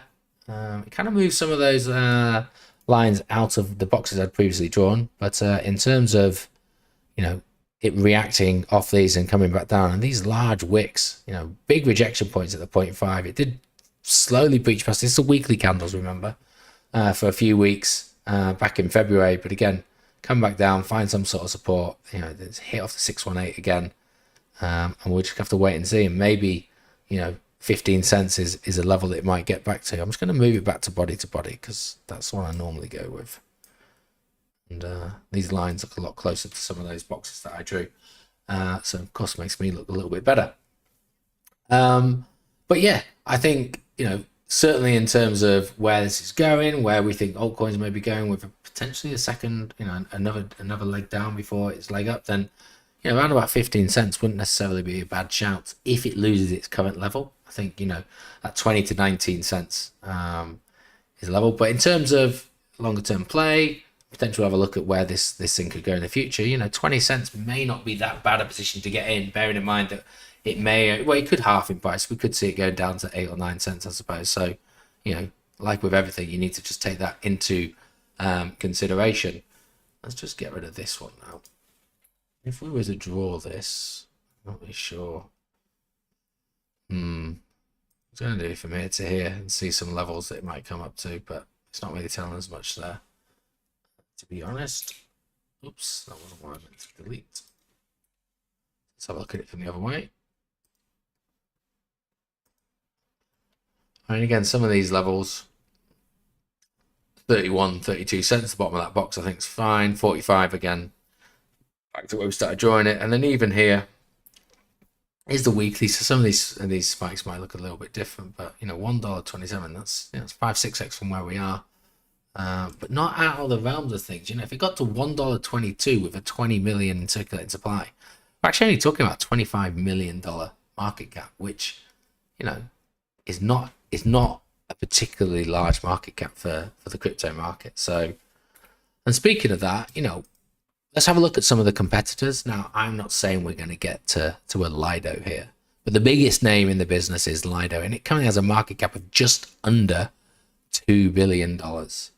Now, this is where we like to do a bit of pie in the sky thinking, but you know, if you were to go onto the coin perspective and you put in BNC and against Lido, that would put one BNC, if BNC got to a market cap of 2 billion, and bearing in mind I've artificially inflated the circulating supply to the full 32 million, so that would put one BNC at $61, which is a 300x from its current position. Now, I'm not saying it's going to get there, just to give you a flavor of perhaps where it could go in the absolute you know, big scenario. So we could have a look at a more realistic competitor, and Beefy Finance. So Beefy Finance at the moment, it only has 80,000 tokens, which then puts its price of its token at $441, giving it a market cap of around about 35 million. 35 million, I don't think is out of the realm for this to get to at all. I feel like if this is going to be as successful as it is, that should be a breeze to get to that. So again, we plug those figures in. Now, I haven't changed the circulating supply. Let me edit that to 32, roughly. You know, that's a 5x from here. You know, each one would be worth $1.1 dollar. And we already identified a level of maybe, well, I've deleted it, of course I have, but it's around about 120 for it to potentially get to. So I don't think that's necessarily out of the realm. I'm not saying it's going to happen tomorrow. I'm talking about sort of next bull run. But if this thing really takes off, you know, where could we realistically see it? Well, Lido's number one, and we've not really talked about it, but Rocket Pool's number two in terms of these LSD platforms. This one's sitting at just under $1 billion. It's been around for a long time, obviously, but potentially we could see, well, you know, what's it going to be? And for it to get, again, I've not changed the circulating supply. Let me just change that to, you know, roughly 32. That's 150x. From its current position, and I do think that, you know, BNC or Bifost has an opportunity to disrupt, not totally destroy some of these coins, but disrupt them just from the ease in which people are going to use it at the moment. And I don't understand how it's doing it, so I need to check that out. But it is offering significantly higher APY, which ultimately will attract users to it. I'm stressing again, I will not be using any of those functions because I just don't want to take the risk on any of those. But it doesn't mean I can't necessarily hold the token and just wait for the user base to increase, which will then drive the value of that token up. So that's what I would ultimately be looking as to play. I mean, there's plenty of other things you can go in here when you connect in. You can have a look at you know, the dashboards and the dApps and everything. Oh, have I gone to the wrong one? I think I have. I think I've clicked on the wrong one. I think I did. Apologies there. It was the analytics is what I wanted. Here is there somewhere. So they're all loading, so you're getting white screen of death. Here we go. But there's a dashboard which gives you all the analytics of the growth and how the TVLs have increased over sort of, you can do it for all time or 30 days or last week or whatever. This thing for some reason is not loading. You just have to trust me that it's under product and analytics. But we'll leave it there. Maybe it'll come along a little bit later on. Let's get rid of that. Close that down. Close that down. And we'll close that down. So where do I sit with this? I actually kind of like this one, I must admit. I'm going to look to purchase some over time. I'm going to dollar cost average in. I'll probably end up with maybe 1 to 2% of my portfolio. The reason so low is I think it's got an opportunity to explode much higher, but it is still new, still young, so got a lot of work to go. So there's no point putting a huge portion of my portfolio into this, because actually if it does, even modestly well, even that small amount has got the likelihood to bring me a significant return back. So I'm going to do some more digging, and certainly around some of the tokenomics and understanding how the APYs form, because last thing I want to do is to just invest in this one and then the APYs plummet and everyone just leave the project. So I will use the time for me to dollar cost average in to start doing a bit more research on that. And anything I find, I will post in the chat. So Chris, I know you're asking about that one specifically to you. I hope that helped. For everyone else, I hope it helped. Let's have a look. Mr. Tackers, but do you have to return the full allotment of your wrap token to unstake whatever you put in, or can you partially unstake it based on where your token return is? I don't know specifically on this one. In terms of the understanding I get from reading about liquid state tokens, typically whatever you got out, you have to return back. Now, again, I'll look into that. And you're right. If the token has appreciated over the 6 months you've done this, and it was not longer worth $1, it's worth $2, then why do you need to return it 1 for 1? Can't you just take the benefit from that and just only return half? I suppose the other side of that is if it goes the other way and it halves in that price, you're stung with it. So maybe that's the counter argument. I don't know the answer though, but I will check it out. Has anyone got any other questions on Bifost? Really thought I was going to do tonight an hour and a half, but sadly not. Okay, let's just that pop up. It's taken a slow amount of time, but this is effectively the analytics that you can get. It populates all of that, so well worth just having a look at. And it's just nice to be able to sort of track movements and increases. But it's good to see that. I was going to say everything is moving in an upwards direction, but not everything actually, to be fair. But you can see how new some of these are in terms of what they're coming around from. So worth checking out. Right, let's move on. If I can find what page I was on, this one here. Okay. Right, let's try and get through some price action, and then we'll have a look at some of the altcoins and see where we're at. And as I said, I mean, unfortunately, this last week we've not really done much. We've had some moves up, and then we've had some moves back down. And ultimately, we've been looking, moving in a sort of a 2 to 3% range over that period. Yes, we had a nice drop down last week, as I said, down to around about 26,200, but it was bought up relatively, quickly, and we've seen that climb. So let's try and have a look on some lower time frames and see whether or not what I've been talking about for the last 2 weeks about this potential M formation that's happened and drop 1, drop 2 still playing out on the 4 hour.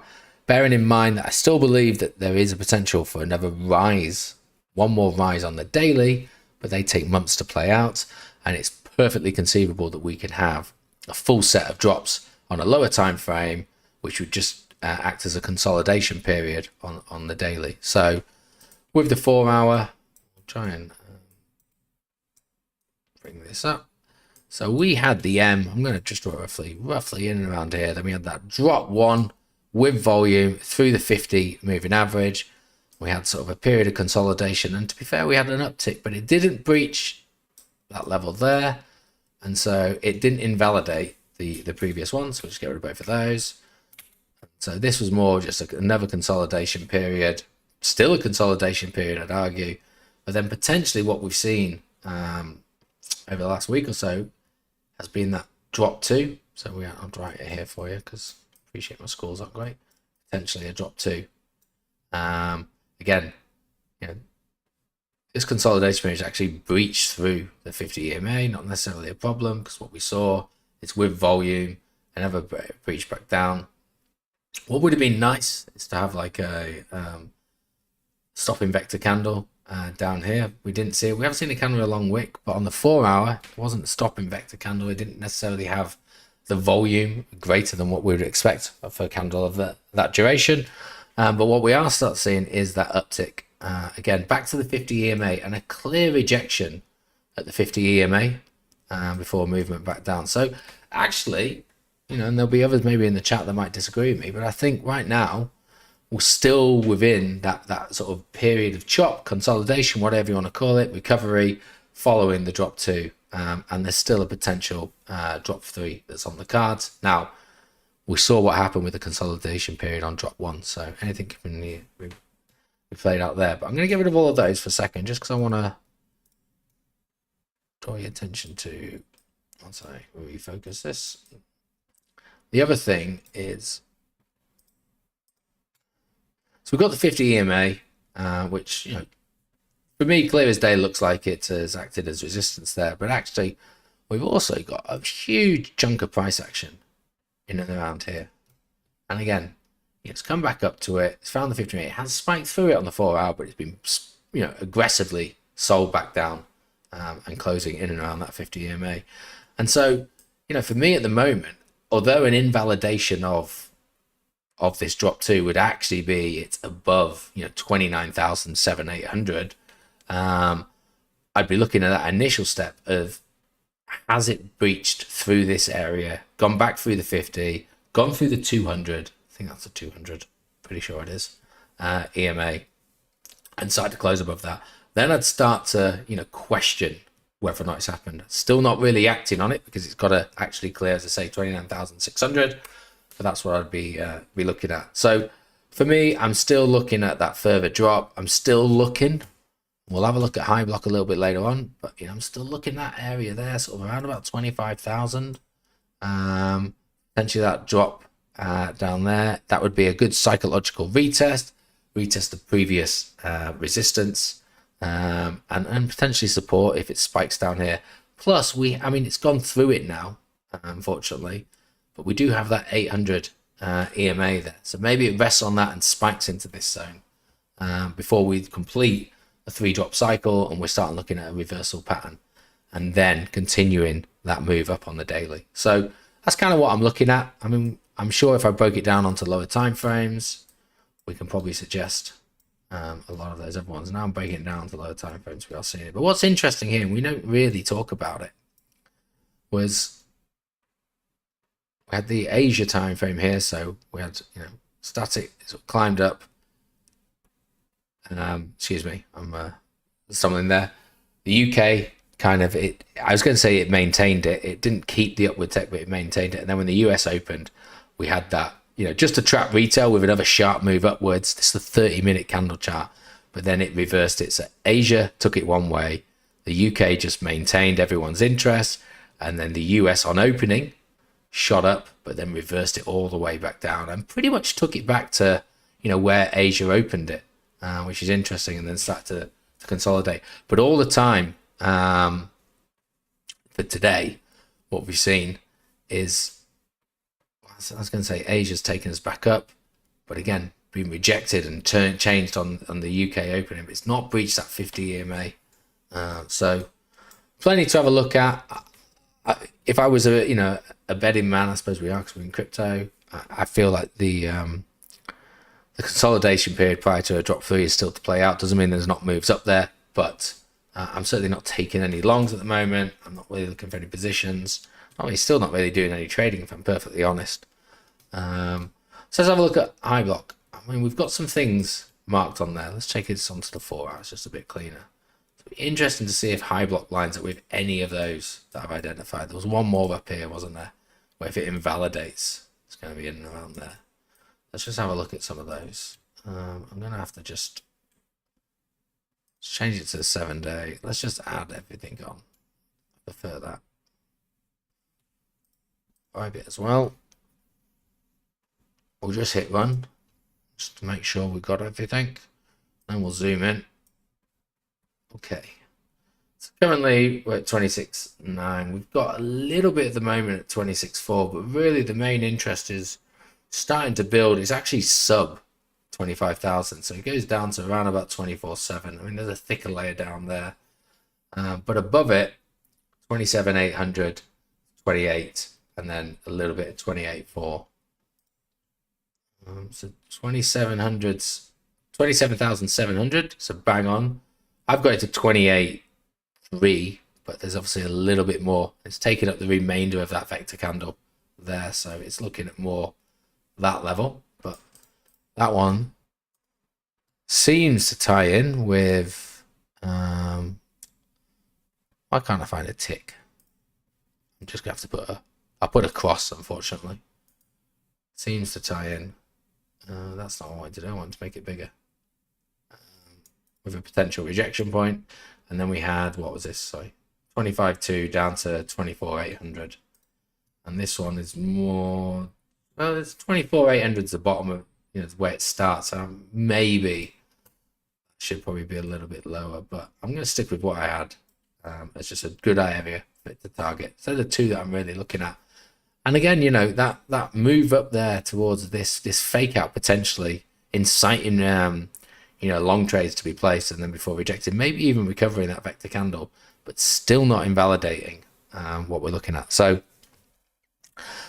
Mr. Taco's put, what's he put? You'd likely need to go on the 30-day or higher to see a better, higher time frame, lower levels, since we haven't really been sub 27 for a long time. Okay, let's have a look. Let's go on to the monthly.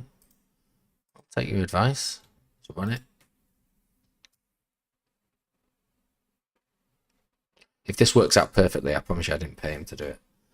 Okay, so what we've actually got, I'll zoom in. We've got some pretty clear air around us at the moment. Nothing's really happened. No one's really doing anything, placing any degen trades there. But everything's building up around 30k. Now, we get up to 30k and we're invalidating completely my theory on this current drop in the 4 hour. So what we can see is there are some levels, 10 billion at around about 28.4. There's 4 billion there. They don't look like bright colors, but I suppose they have a decent amount within them. And then there's 8 billion, nearly 9 billion at 27,800. Yeah, not much in the way between there. And then coming down, again, there's a lot of 8s, 4s, 10s. Okay. But the real bright one, look at this. There's 23 billion just in that one level at 30,300, which be an interesting one. I think that's still some way off for us to get to that. Want me to go even higher? 3-month time frame. Right, okay. Oh, yeah. Wow. Now we're talking in terms of some long trades. They're trapped down here. Look at this. Wow. 55 billion at 25,200. 65 billion at 25,400, and 58 billion to 60 billion. So let's just call that, let's round it down, 120, just under 180 billion from 25,200 to 25,600. And it's not like these are small beans down here. Certainly looks like the root of max pain would be another move down. I think most people are kind of a bit nervous and thinking that 25k is going to hit. But you got to remember, these people have been trapped in there for a while. Although, actually, in saying that, 11th of May, it started picking up then. And still, it's been, yeah, okay, I accept that. So yeah, 3-month time frame, good shout there, Mr. Tacos. Right, the first one I want to do on is Carver, so I don't forget it, because that was asked for. Now, I don't really know too much about Carver. It's not a token I've necessarily looked to follow. I know it is another layer one. It is within the top 100. And obviously, it has been around for a decent amount of time. So, 2020. So all of the last bull run looking fairly similar to every other token. Get back down onto some of the lower time frames there. But what you can say is, had much like everything else, beginning of the year, good pump up. But actually, it's held its own. We've seen that it's kind of been ranging. I wanted it to touch that level there. It didn't, so I can't force it. But those levels it's been raising, it's been in and around. A lot of price action it's seen since the FTX crash. And yeah, it had a big wobble at the end of the year. So I'm not sure necessarily why that's the case, because most others wobbled about 2 weeks prior to that. So I'm not sure what caused that while looking into it, but it has been ranging quite well. We've kind of hit the top of that. We're starting to fall back down. So, maybe there's an opportunity to buy some if you're looking at it. Right about now, if you're looking to short it, potentially there's an opportunity to short it. You'd want to be looking at your stop, above 1.8. So the risk to reward of it only going down, there's only an opportunity to go down 20, and you're gonna have to stick it probably 20 cents above where it currently is just to take it out of that spike there. So it's probably not really a trade I'd be wanting to take at the moment, but there's a good chance that it rides a bit closer down to this level. Maybe not fully hitting it, but then there's potentially a long opportunity with a much better risk to reward, because you can have your stop much tighter on that one in case it does just balloon through it. So let's try and throw up some other things on it. Everyone knows I like a fib, so we'll do that fib from. Okay, well, we'll do it from March, still a couple of months ago. I'll zoom in. I don't know why I've kept it so small for you guys so you can't see it. Apologies. Just delete that and start again. So what have we seen? There to there. I mean, again, it's come down. It has hit fibs on the way, but it's pretty much straight lined all the way up to the 236 and a clear rejection. Candle's still got 4 hours to close today, but if it closes there, I know it's not far away, but 89 cents and then down to 85 seem to be pretty good levels. I would expect it to retest, but as I said, my view is it's going to come down somewhere between 72 and 78 cents. So maybe 75, and just continue that, assuming that the rest of the alt market continue that way. I'm just trying to see if I can see any other discernible patterns at the moment. I mean, some people might say that is it just a bearish rectangle before falling back through again. It's just consolidating. I don't know. In terms of where it can go, I mean, look, this was once worth 10 times what it currently is. So, if you're looking at a much longer hold, then there's potential there. Okay, let's have a look at some of the other ones. I mean, sadly, guys, it's just dull. It's boring. There's not really too much that's happened. Ethereum, Chapella, yeah, but we've had the fall. So from that, I mean, originally it's to there, which it doesn't really tell us much at all. And even if you were to take this one, the only problem with that is, are we classing this at the bottom? It's not really made much daylight since then, but it's come down in and around there. But I just think that's too early a fall. We don't know that's actually the bottom of that at the moment. I mean, yeah, it does line up with some of the others, but for me, oops, let me just get rid of that and zoom back out. I'm having a look at, is there any sort of trend line that it's been following? Horizontally, it's resting on quite a bit, from these sort of tops from back in the summer. And then here, you remember in February, it struggled so hard to break through FTX and also what it achieved just prior to the merge, but it's finally got there, and it's now kind of resting on those as potential support at the moment. In terms of an actual trend line, I don't really know. The problem is that's just eating into it. Was there anything there? I mean, there was that one, but that dumped back down when the banking crisis brought back up, and then it kind of regained it. It's lost it, Kobo'd off it, coming back down. Maybe that's one you can have a look at. I don't know ETH, to be honest. But yeah, big level to hold is 1800. A bit like the 27,000 that we got for Bitcoin at the moment. Psychologically 1800, staying above that merge high. We lose that. 1650 kind of feels like where we're going to end up going. Retesting the lows here and all of that noise around there. Polkadot, not looking too good, to be honest. Still in that downtrend. This is last chance saloon for holding this level. We've seen it as low as this before and recover, but we lose that, and I think we're going to be sub $4 very quickly. Maybe getting down to sort of 450. Great buying opportunity if you're still wanting to buy. That will certainly see me in the red for what I currently hold, but I have got some held back to buy. I think I'm probably actually in the red because I did buy at 670 not so long ago. In fact, pretty much bought the peak there. So yeah, that's unfortunately where that one is. In terms of, let's just see, take it from this bottom up to this top. I mean, we've lost the 382. We're trying to reclaim it at the moment. So 483 feels like it's kind of baked in if we lose this. Yeah, that's what I'll be looking at there. Glimmer's just in price discovery. Just continuing to fall. We've got a lot more unlocks. We just had an unlock a couple of days ago, which is probably what led to this bit. But we've still got 6 months of those unlocks still to go. Link still within that range. I should really save it, but 750 to 950 range. It's one, and then this one here down to 550, and we kind of suggest that if it's in this lower half, feels like it's a good time to buy it. In terms of potential entries for long and short, for me, it's just sat in no man's land. It's not something I'd really want to take.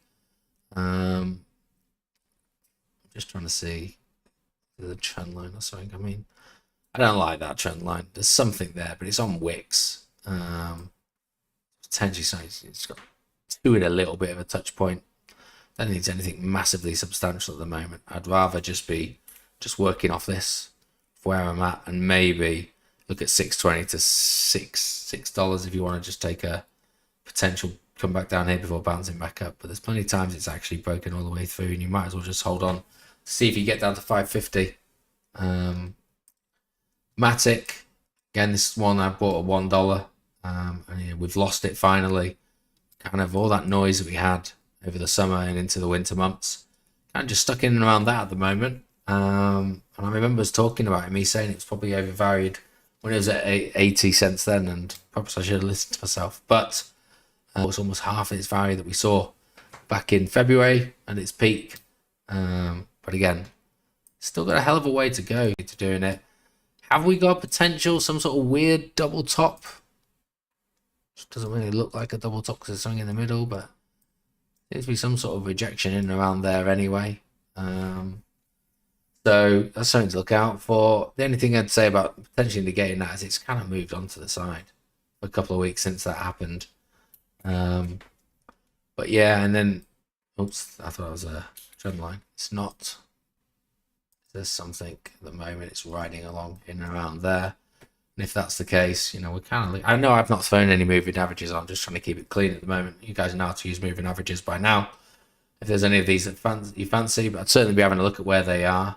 But for me, sort of $43, close below there, we may have to start to decide whether or not it needs a justifiable pullback from this move. And this move goes all the way back to sort of the summer, and then all the way up to here. And actually, you kind of have to say to yourself, yeah, you got 40, it loses that 30. That 618 is so important with the Fibonacci's. It's had such upward momentum. Could we actually see a spike down there to $30? And if we do, what's that actually mean for us? So, yep, definitely want to have a look at. Any other ones that I want to go over? There's Casper. I mean, let's move this one down now to here. Maybe a saving grace for Casper at the moment is it's still got this apex to fill out. But we are resting on support, and for me it's just it's lower highs and lower lows. So maybe we see a move back up to 24. We really need, if it does, to break through that trend line, because there's not much left. If it makes a lower low before over here, and we're talking about those levels that I put in Discord of 1.5 cents down to 1 cent, and that's just sort of the reality of where I sit with that.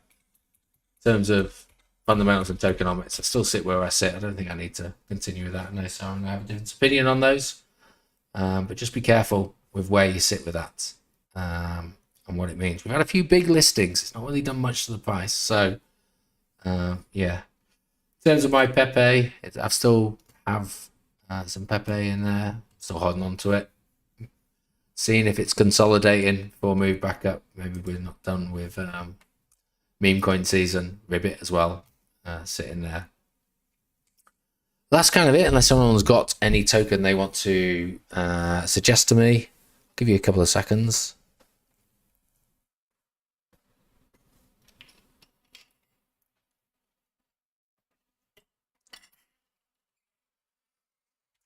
Okay, potentially not. All I just want to say then, guys, is thanks a lot again. And I think there's still a little bit more I want to just do on Bifost, so I'll keep everyone up to date with how it goes. I'm going to try and have a little play with some of those marketplaces. And if I do, someone's put, have you seen Hexcoin on Pulse Chain? I will have a quick look. Let me just get the screen back up. Hexes, that's not Richard Hart's one scam token, is it? It's the best exchange to have a look at it on.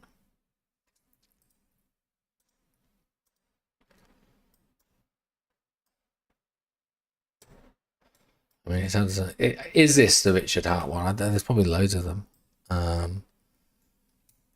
But if it is, I wouldn't touch it with a barge pole. It's just where there's smoke, there's fire. There's so many people calling him a con artist, and this is a scam token. Just the hopium amongst the Hex community, it just seems unrealistic. So, not one for me.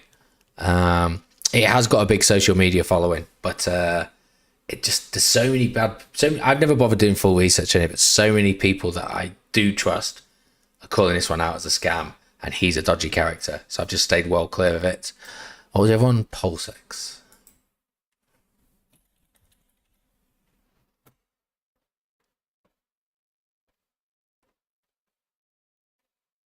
I don't see that one. Chain, maybe. No, I don't. Okay, back from Pulse. I can't find a decent enough chart to go on that one, so I'm not sure. I'll have a look at it though. But yeah. Just in terms of everything else, thanks a lot for tuning in tonight. I'd say I'll do some updates. Just let you know, I'm not here for the next 2 weeks. I'm going on holiday, so there's no Avenger calls that I'm aware of for the next 2 weeks. The next one will be the beginning of June. I don't know what the date is, like the 5th of June, something like that. So if you've got any things you want me to have a look at, please just utilize the chat, whether that be Discord or the Google questionnaire. Thanks everyone for tuning in this evening. I hope you've learned something. But if you do have any questions, as always, feel free to hit me up on Discord, and I'll try and answer things as best as I can. But yeah, have a great night, everyone, and I will speak to you all soon. Cheers now.